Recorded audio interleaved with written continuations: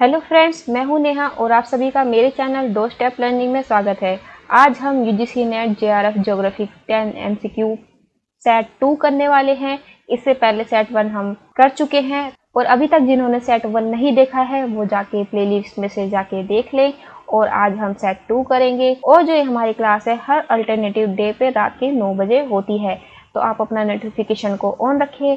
और इसमें आपको हर क्वेश्चन के लिए 20 सेकंड का समय दिया जाएगा और जिसका आंसर आपको लाइव चैट के अंदर देना है। तो लास्ट में आप बताइएगा आउट ऑफ 10 में से आपके कितने जो क्वेश्चन है वो सही हुए हैं। असर्शन और रीजन का है।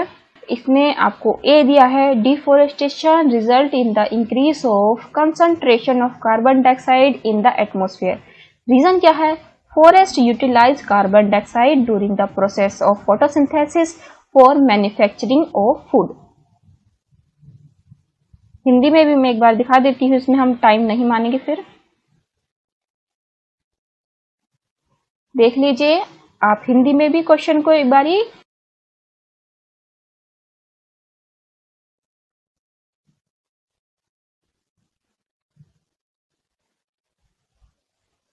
चलिए सही आंसर दीजिए इसका।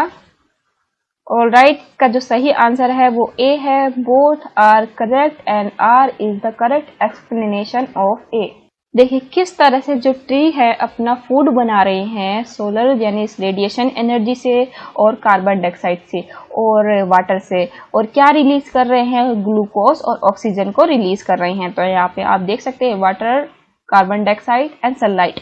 अब देखिए जब ये कार्बन डाइऑक्साइड को अब्जॉर्ब करेंगे तो ये हमारे इन्वायरमेंट के लिए अच्छा होगा, और अगर हम पेड़ों को काट देंगे तो हवा में जो एटमॉस्फेयर है उसमें कार्बन डाइऑक्साइड की जो मात्रा है वो बढ़ जाएगी। इसलिए जो हमारा ए ऑप्शन है यहाँ पे करेक्ट हो जाएगा। और इसका आप चाहे तो स्क्रीनशॉट भी ले सकते हैं। इसमें आपको मैच करना है लिस्ट 1 को लिस्ट 2 से, और आपका टाइम होता है शुरू।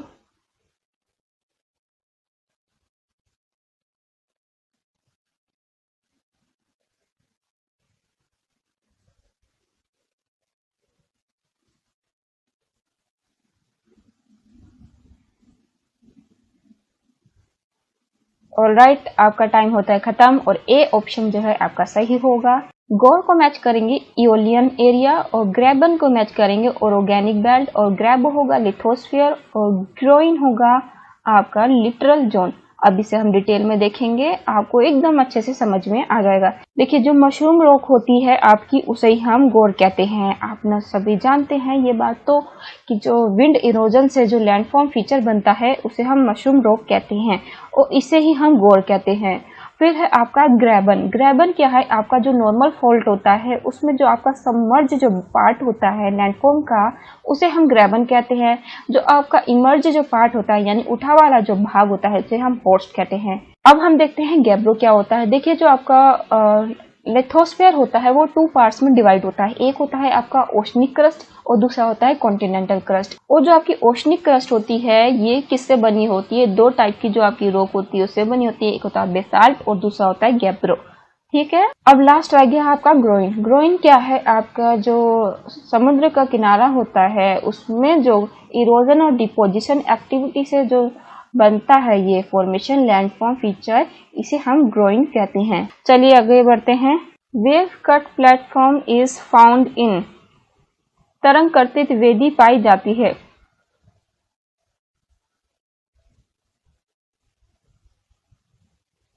चलिए आंसर दीजिए लाइव चैट में।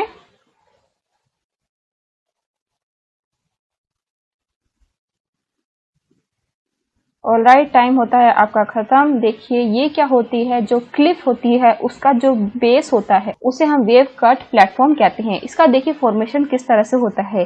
मान लीजिए आपकी क्लिफ थी और ये आपका सी है, और जब ये वेव आएंगी इस पे तो ये क्या करेंगी? इस क्लिफ को जो है इसका इरोजन करेंगी, और ये जो आपका क्लिफ है इसका इतना जो पार्ट है इरोड हो जाएगा, और फिर इस तरह से आपकी जो क्लिफ है इसका स्ट्रक्चर हो जाएगा। ये देखिए इस तरह से ये आपका जो बन जाएगा एक प्लेटफॉर्म की तरह बन जाएगा। जब आपके सी में हाई टाइड होता है तो क्या होता है? ये आपका जो प्लेटफॉर्म है ये पूरा तरह से जो है समुद्र के पानी से भर जाता है।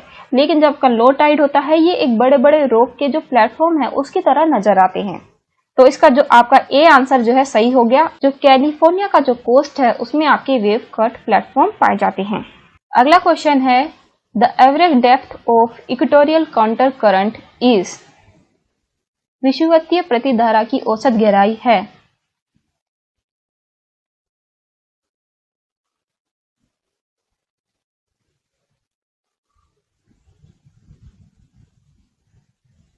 और आपका टाइम होता है खत्म और इसका बी जो आंसर है ऑप्शन सही होगा 100 मीटर। और इसको हम देख लेते हैं। जो आपका इक्वेटोरियल काउंटर करंट होता है ये आपके इंडियन ओशन हो गया, पैसिफिक हो गया और अटलांटिक तीनों ओशन में पाया जाता है और जो है आपका 3 to 10 डिग्री नॉर्थ के बीच में पाया जाता है। नॉर्थ इक्वेटोरियल काउंटर करंट और साउथ इक्वेटोरियल काउंटर करंट के बीच में पाया जाता है और उसकी जो खासियत क्या है ये ईस्ट की ओर मूव करता है, वेस्ट से ईस्ट की ओर मूव करता है इक्वेटोरियल काउंटर करंट। चलिए अगला क्वेश्चन देखते हैं। गल्फ स्ट्रीम और कुरोशियो धारा किस कारण तेजी से उत्तर की ओर बहती है? Forcefully northward.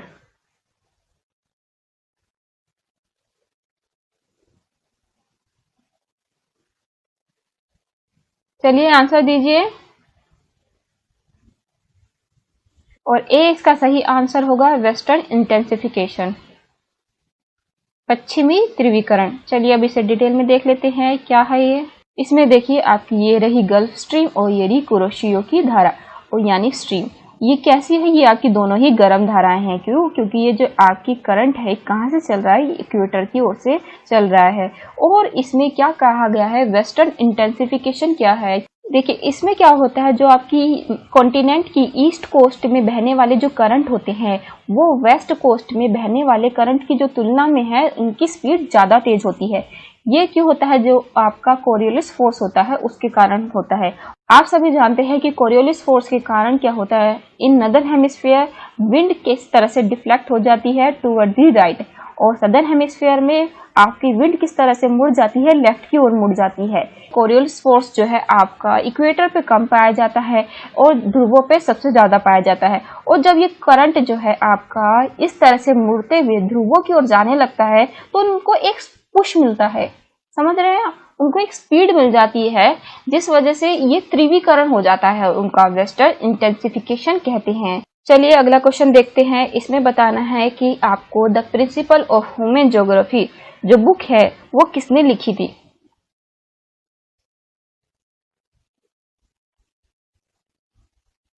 चलिए आंसर दीजिए।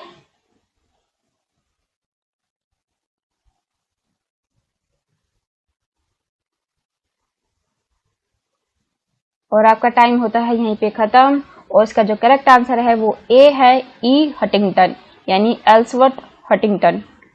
और ये जो है आपके यूएस के ज्योग्राफर थे। इन्होंने क्या बताया था, किस तरह से जो क्लाइमेट है वो ह्यूमन के जो सिविलाइजेशन पर इफेक्ट डालता है। ठीक है, तो इन्होंने जो है ह्यूमन का जो सिविलाइजेशन है और उसके साथ क्लाइमेट का क्या रिलेशनशिप है उसके बारे में बताया था।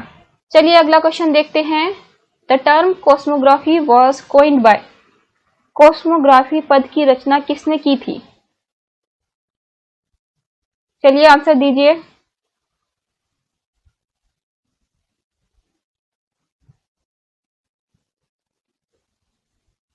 ऑलराइट, आपका टाइम होता है खत्म। इसका जो सही आंसर है बी है, हम्बोल्ट।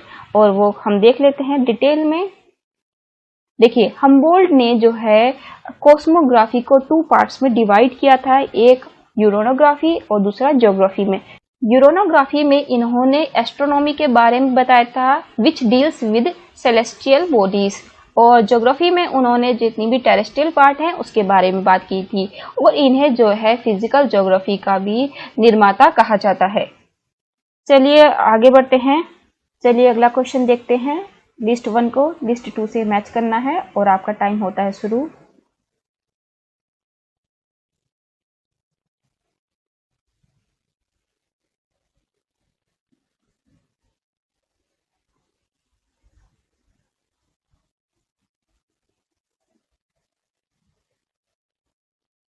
और चलिए इसका सही आंसर है सी। वो कैसे देख लेते हैं। विविधता में एकता जो सिद्धांत है यानी unity in diversity, Carl Ritter ने दिया था। सामाजिक निश्चयवाद दिया था फ्रेडरिक रजल ने। फिर है समग्र स्थलीय, ये दिया था टेरेस्ट्रियल होल, किसने दिया था? ये वाइडल डीला ब्लाश ने दिया था। अनोने क्रिया जिन ब्रूस ने दिया था। अब इसे हम डिटेल में एक बार देख लेते हैं।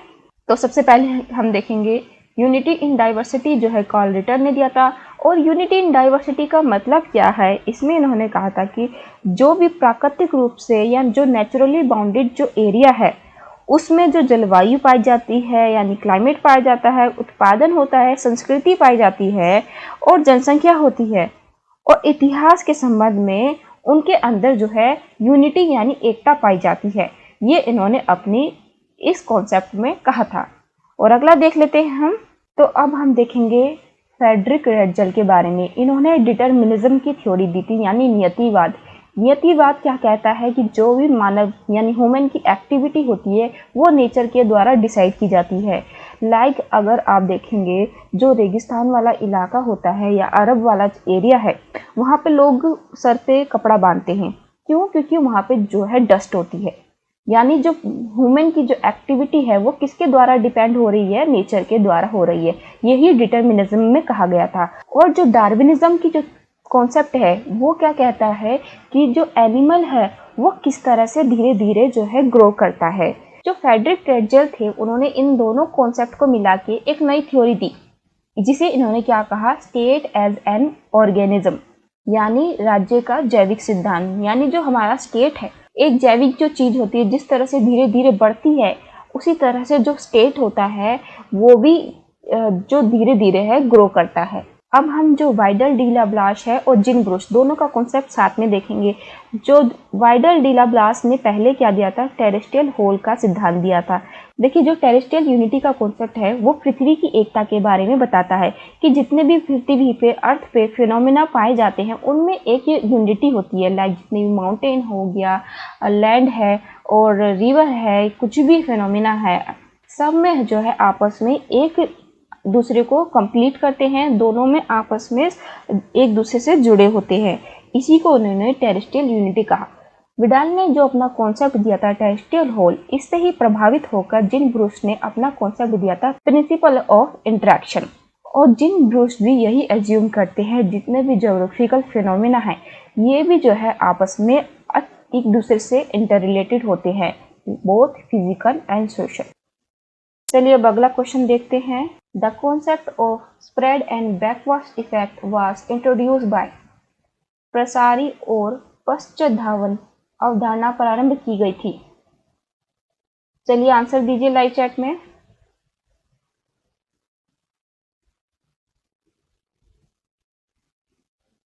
और आपका टाइम होता है खत्म और उसका बी जो आंसर है वो सही होगा, गुरनाल ब्रिडल द्वारा दिया गया था। और इसको हम देखते हैं डिटेल में। इसमें उन्होंने कहा था कि जैसे जैसे आर्थिक विकास होगा आपकी जो प्रादेशिक असंतुलन होगा, रीजनल इम्बैलेंस है, वो इंक्रीज होगा। और इसमें इन्होंने दो चीज़ें बताई थी कि जैसे जैसे कोर का डेवलपमेंट होगा उसके पास जो आसपास की जो पेरिफेरी है उसका जो विकास है वो कम होता चला जाएगा। तो इसमें इन्होंने दो कॉन्सेप्ट दिए थे, एक था बैकवर्ड इफेक्ट और दूसरा दिया था पॉजिटिव यानी स्प्रेड इफेक्ट दिया था। बैकवर्ड इफेक्ट क्या होता है? जब पेरिफेरी से रिसोर्सेज जो है माइग्रेट कर जाते हैं, लाइक जो माइग्रेशन होता है पीपल का और मूवमेंट ऑफ कैपिटल है, रॉ मटेरियल है, जब आपके कोर में चले जाते हैं उसको हम बैकवर्ड इफेक्ट कहते हैं। लेकिन जब भी कोई इनोवेशन हुआ या इंडस्ट्री है उसका एक्सपेंशन जो है यानी उसका जो विस्तार है आपके कोर से पेरिफेरी कोर से पेरिफेरी की ओर होता है यानी पेरिफेरी में हो जाता है, उसको हम क्या कहेंगे? Spread effect. ये पॉजिटिव होगा, ये नेगेटिव। चलिए अगला क्वेश्चन देखते हैं। वह दार्शनिक विचार जिसके अनुसार व्यक्ति अपनी प्रकृति की रचना के लिए स्वयं जिम्मेदार है जाना जाता है। Making his own nature is known as.